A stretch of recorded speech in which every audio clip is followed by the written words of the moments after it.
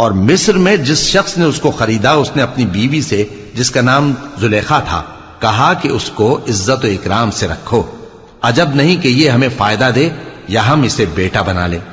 اس طرح ہم نے یوسف کو سرزمین مصر میں جگہ دی، اور غرض یہ تھی کہ ہم ان کو خواب کی باتوں کی تعبیر سکھائیں، اور اللہ اپنے کام پر غالب ہے لیکن اکثر لوگ نہیں جانتے۔ اور جب وہ اپنی جوانی کو پہنچے تو ہم نے ان کو دانائی اور علم عطا کیا، اور نیکوکاروں کو ہم اسی طرح بدلہ دیا کرتے ہیں۔ اور جس عورت کے گھر میں وہ رہتے تھے اس نے ان کو اپنی طرف مائل کرنا چاہا اور دروازے بند کر کے کہنے لگی، یوسف جلدی آؤ۔ انہوں نے کہا کہ اللہ پناہ میں رکھے،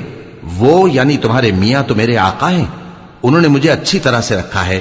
میں ایسا ظلم نہیں کر سکتا، بے شک ظالم لوگ فلاح نہیں پائیں گے۔ اور اس عورت نے ان کا قصد کیا اور انہوں نے اس کا قصد کیا۔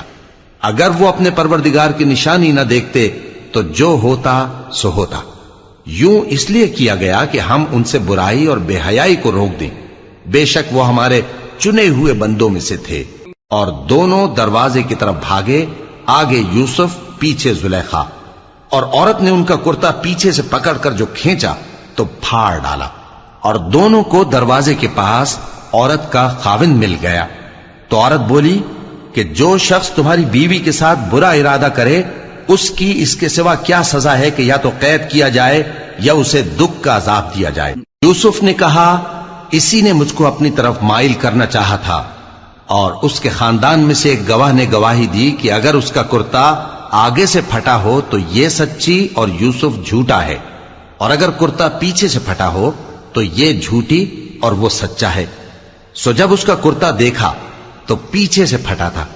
تب اس نے زلیخا سے کہا کہ یہ تمہارا ہی فریب ہے، اور کچھ شک نہیں کہ تم عورتوں کے فریب بڑے بھاری ہوتے ہیں۔ یوسف اس بات کا خیال نہ کر، اور زلیخا تو اپنے گناہ کی بخشش مانگ، بے شک خطا تیری ہی